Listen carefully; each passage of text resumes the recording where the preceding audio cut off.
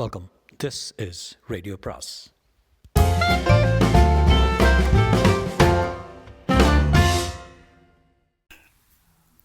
அனைவருக்கும் அன்பு வணக்கம். ராக்கி ரங்கராஜனின் முதல் மொட்டு அத்தியாயம் 4. அம்மாவை காணோம் என்றாள் ஆனந்தி. இறைக்க மூச்சு வாங்கிற்று அவளுக்கு. மேகலை திகைத்தாள். சபாவில் ஏற்பட்ட அதிர்ச்சிகளிலிருந்து மீளும் முன்னே இது வேறா? தங்கையின் தோளை இறுக்கி பிடித்து முகத்தை வெளிச்சத்தின் பக்கமாக வெடுக்கென்று திருப்பினாள் அவள். அந்த முகத்தில் கவிந்திருந்த எல்லையற்ற பீதி விளக்கொளியில் அதிகரித்து தெரிந்ததை தவிர மட்டுப்படவில்லை.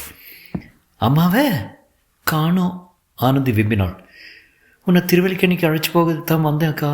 மாட்டேன்னு சொல்லாத, எனக்கு ஒரே திகிலாக இருக்குது. என்ன பண்ணுவதுன்னே தெரியல.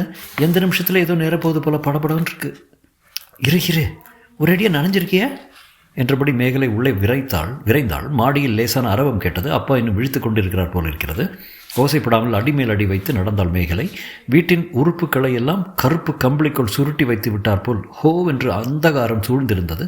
வீட்டின் வாயையும் கட்டிவிட்ட மாதிரி கும்மென்று நிசப்தம் நிலவியது. தங்கைக்காக உடைகளை தேடும்போது தன் உடைகள் நனைந்திருப்பதை உணர்ந்தாள் மேகலை. அவற்றை களைந்தெறிந்து வேறு மாற்றிக்கொள்ள சில நிமிடங்களை பிடித்தன. ஆனந்திக்காக தேடிக்கொண்டிராமல் கையில் அகப்பட்ட தாவணியை எடுத்துக்கொண்டு வாசலுக்கு பாய்ந்தாள். குரோட்டன் செடியோரமாக ஆனந்தி நடுங்கியவாறு நின்றிருந்தாள். துணிக்கு என்ன அவசரம்க்கா, நீ போய் காரை எடு முதல்ல என்றாள். சரி சீக்கிரமா என்று முன்னே நடந்தாள் மேகலை. திருவல்லிக்கேணி அம்மாவை காணோம். நிஜம்தான் எல்லாம். இல்லை, சாயந்தரம் முதல் ஒரே சொப்னமா? வண்டாபீஸில் 11 மணி அடிப்பது தெள்ள தெளிவாக கேட்டது. குளத்தாங்கரை மதில் சுவரில் சாய்ந்தாற்போல் நின்றபடி 2 சோம்பேறி பைராகிகள் சுருட்டு பிடித்து கொண்டிருந்தார்கள். காரை வெளிக்கொணர்ந்து ஷெட்டை பூட்டவும் ஆனந்தி தன் ஈர உடைகளை பின் சீட்டில் கீழே போட்டுவிட்டு வண்டியில் ஏறவும் சரியாயிருந்தது. திருவல்லிக்கணிக்கா? ஆமாக்கா. எந்த பக்கம்? ஐஸ் ஹவுஸ் போலீஸ் ஸ்டேஷன் இந்தாண்டையில். பயந்த புறாவை போல ஆனந்தி மேகலையுடன் ஒட்டி உட்கார்ந்தாள். ஆனால் மேகலையின் எண்ணமெல்லாம் வேறெங்கோ இருந்தது. பிள்ளையார் கோவிலை தாண்டி கச்சேரி ரோடை கடந்து மாதவ பெருமாள் கோவில் வழியாக நீந்திட்டிருக்கார். டீக்கடைகளின் வாசலில் கிளாஸ்களை உறிஞ்சியபடியே இரண்டொருவர் நிமிர்ந்து பார்த்து வியந்தனர். அந்த நேரத்தில் 2 இளம்பெண்கள் காரில் தனியாக செல்வதைக் கண்டு, அம்மா நீயும் பெங்களூருக்கு போவே இல்லையா என்று கேட்டாள் மேகலை. இல்லை, போவே இல்லை. டிரைவர் ஸ்டேஷன் வாசலில் விட்டு திரும்பிட்டான். பிளாட்ஃபாரத்தில் நுழைவதுக்கு முன்னாடி அம்மா திடீர்னு உடம்பு குளிருதுன்னு முனக ஆரம்பிச்சிட்டா. ஐயோ, ஏன்? திடீர்னு மலேரியா வருவது தான் அவளுக்கு வழக்கமாச்சே. சுடுகாட்டையும் வாராவதியும் தாண்டிற்று கார். ஆனந்தி கண்ணை துடைத்து கொண்டாள். மறுநாளைக்கு பெங்களூர் போய்க்கொள்ளலான்னு அம்மா சொல்லிட்டா. நம் வீட்டுக்கே திரும்பலாமேன்னு சம்மதிக்கலை. திருவல்லிக்கேணியில் யாரோ ஸ்நேகிதி இருப்பதாக சொல்லி அங்கே அழைச்சி போனால் அங்கே தான் இருக்கோம்.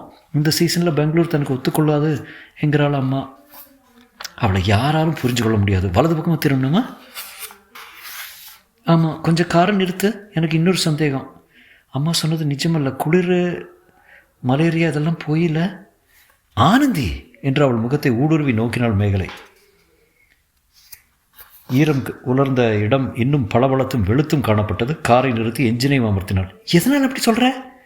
திருவல்லிக்கேணியில் ஸ்நேகிதி மாதிரி யாரும் இருப்பதா தெரியல. வீட்டின் முன்கட்டில் 2 ரூம் தயாராக ஒழிச்சு வச்சுருந்தது. முன்பே அந்த இடத்தை பேசி வச்சுருந்தால் ஒழிய அவ்வளோ கச்சிதமாக சுலபமாக இடம் கிடச்சிருக்க முடியுமா?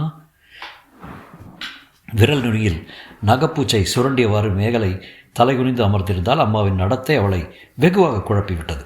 நடுங்கிய குரலில் ஆனந்தி தொடர்ந்தாள். ராத்திரி 8 மணிக்கே சாப்பாடு முடிஞ்சிடுச்சு. படுத்துட்டோம். திடீர்னு கொஞ்சம் முந்தி எழுந்துட்டோம். பக்கத்தில் பார்த்தேன், அம்மாவை காணல. தூக்கி வாரி போட்டுச்சு. எழுந்து அந்தாண்டை இந்தாண்டை தேடின. ஒரே பயமாயிடுச்சு. கடைசி பஸ்ஸை பிடிச்சிட்டு உன்னிடம் ஓடி வந்தேன். பயப்படாத, அம்மாவை நம்பிக்கிட்டு நீ அப்பாவை விட்டு புறப்பட்டு போன போதே நினச்சேன் இப்படி ஏதாவது ஆகும்னு. சரி, மெதுவாக விடுறேன், வீட்டை காட்டு என்று காரை கிளப்பினாள் மேகலை. அதுவும் அந்த மாடி வீட்டு பக்கத்து வீடு. காரை இப்படியே நிறுத்திடு. வாசல் பக்கம் படுத்திருப்பவங்க என்ன எதுன்னு எழுந்து பார்ப்பாங்க என்றாள் ஆனந்தி. விளக்கு கம்பத்தின் அடியில் வண்டியை நிறுத்திவிட்டு இறங்கி நடந்தாள் மேகலை. நீர் வாங்கிய தெரு மெத்தென்றிருந்தது. ஆனந்தி சொன்னது வாஸ்தவம்தான். வீட்டின் வாசலில் பல ஆண் பிள்ளைகள் தூங்கி கொண்டிருந்தார்கள். முன்னே நுழைந்த ஆனந்தி வாசல் புறத்து அரை கதவை திறந்ததுமே, அம்மா, சற்று முன்னால் எங்கே போயிருந்த? சரிதான், உன்னை இல்லவா காணோம் என்று கடிந்தாள் தாய். ஆனந்தி தடுமாறி போனாள். உன்னை காணோம்னு மயிலாப்பூர் போய் வளராத. ஏதாவது உன்னோட படுத்திருந்தவள் எங்கே போவேன் நடுராத்திரியில்? ஏதாவது கனவு கண்டியா என்ன என்று மகளை அடக்கியவள். உட்கார் மேகலை, இந்த அசட்டு பெண்ணு உன்னை வேற பயமுறுத்திட்டாளா என்றாள். அதெல்லாம் ஒன்றும் இல்லை என்றபடி அமர்ந்தாள் மேகலை அம்மாவின் படுக்கையோரமாக. ஆனந்தியை ஏய்க்கலாம், அம்மா என்னை ஏமாற்ற முடியாது என்று அவள் உள்ளம் எண்ணிக்கொண்டது. எங்கேயும் போகவில்லையாம். அப்படியானால் அம்மா தலையில் ஈரம் இருப்பானே. இந்த அறைக்குள் மழை பெய்ததா? ஆனந்தி அங்கே வந்து யாருக்காவது தெரியுமா என்றா அம்மா கேட்டாள். யாருக்கும் தெரியாது. உன் அப்பாவுக்கு? தெரியாது, கவலைப்படாத. கடைசி சொல் காரமாகவே வந்தது. நல்லது, தெரியாமலே வச்சிரு. நான் உள்ளூரில் இருக்கேன்னு அவருக்கு தெரிய வேண்டாம். புரியுதா? புரியுது, நான் வரேன் என்று எழுந்து கொண்டாள் மேகலை. ஒளிவும் மறைவும் நிறைந்த அந்த இடத்தில் நிற்கக்கூட பிடிக்கவில்லை அவளுக்கு. இரு மேகலை, ஒரு வார்த்தை. அப்பா உன்னிடம் எப்படி இருக்காரு இப்போதெல்லாம்? எப்போதும் போல தான் இருக்காரு, பிரியமா. மேகலை முகத்தை திருப்பிக் கொண்டாள். பாத்திரங்கள், அடுப்பு, பெட்டிகள், தற்காலிக வாசம் இல்லை, நிரந்தரமான இடம்தான் பிடித்திருக்கிறாள் அம்மா. அந்த வரையில் சந்தோஷம் என்றாள் அம்மா ஒரு தலையணையை மடியில் எடுத்து வைத்துக்கொண்டு. எதுக்கு நீ ஜாக்கிரதையாரு? எதை பற்றி என்றாள் மேகலை. உனக்கே பின்னால் தெரியும். நீ நினைத்திருப்பது போல உன் அப்பா அவ்வளோ மகாத்மா இல்லை. எந்த நிமிஷத்தில் எப்படி மாறுவான்னு சொல்ல முடியாது. மேகலையின் சினம் உச்சத்தை அடைந்தது. சொந்த பெண்களிடமே மறைக்கும் அம்மா அப்பாவை பற்றி என்ன அவதூறாக பேசுகிறாள். நிறுத்துமா, போதும் உபதேசம் என்று திடீரென சீறினாள் மேகலை. சடலா என்ற ஆங்கார வார்த்தைகள் பறந்தன அவள் வாயிலிருந்து. அப்பாவை பற்றி எனக்கு தெரியும், உன்னை விட மிக நல்லாவே தெரியும். யாரிடமாவது நான் எச்சரிக்கையாக இருக்க வேண்டும்னால் அது உன்னிடம்தான்.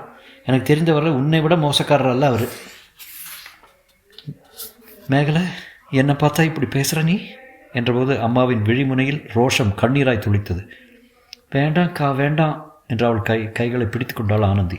திண்ணையில் படித்திருந்த இரண்டொருவர் என்று முணுமுணுத்தார்கள். நீ பேசாமல் இருமா ஆனந்தி, எனக்கு தெரியும் என்று மேகலை பல்லை கடித்தாள். காலோடு தலை பொய்யா உருவெடுத்திருப்பவளுக்கு இன்னொருவரை பற்றி சொல்ல என்ன யோகிதை இருக்க? புருஷனோட பொறுமையாக வாழ தெரியாதவ பிறருக்கு என்ன புத்தி சொல்கிறது? கொண்டவனுக்கு தெரியாமல் ஒண்டி கொடுத்தன செய்வளுக்கு ஊருக்கு என்ன உபதேசம் கிழிப்பது?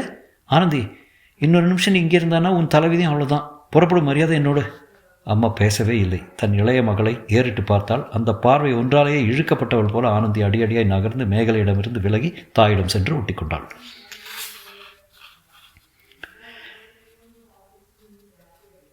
யாரும்மா இப்படி நடுராத்திரியில் சத்தம் போடுறதே? நாங்கள் தூங்குறதா வேண்டாமா என்ற வண்ணம் யாரோ கதவை திறந்தார்கள். அவரை தள்ளிக்கொண்டு மேகலை வெளியேறினாள். காரின் கதவு படீரென்று சாத்தி கொண்டது.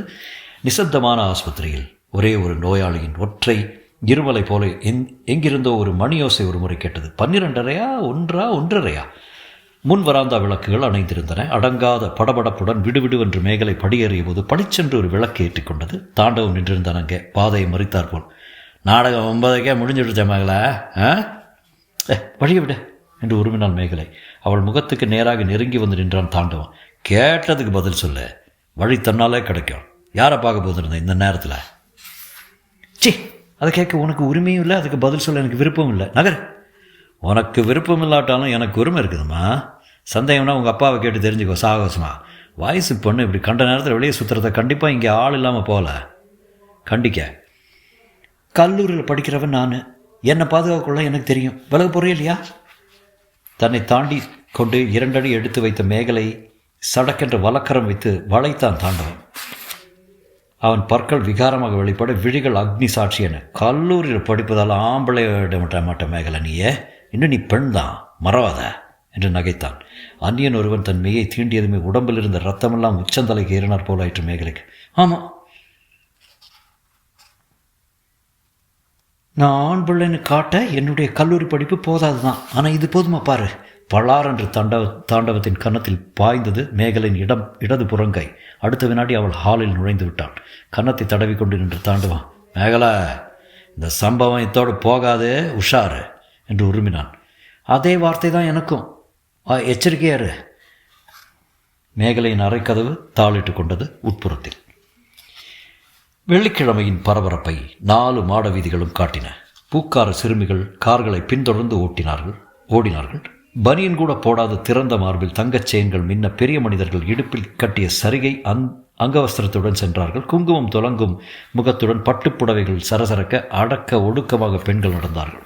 பல்லாங்குழி சோழி போல திருவோட்டு சில்லறை குலுக்கி கொண்டு பரதேசிகள் கெஞ்சினார்கள்.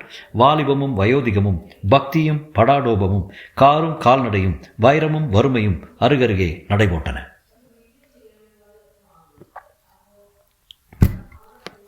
நிலை கண்ணாடி எதிரே நின்று கொண்டு நெக்லஸின் வைரங்களை நிரடிக் கொண்டிருந்தாள் மேகலை.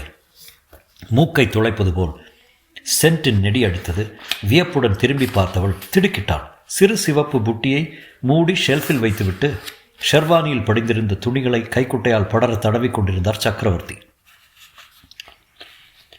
போன வருடம் கண்காட்சியில் தான் சென்ட் புட்டி வாங்கியதை நாளெல்லாம் பரிகசித்த அதே அப்பாதான இவர்.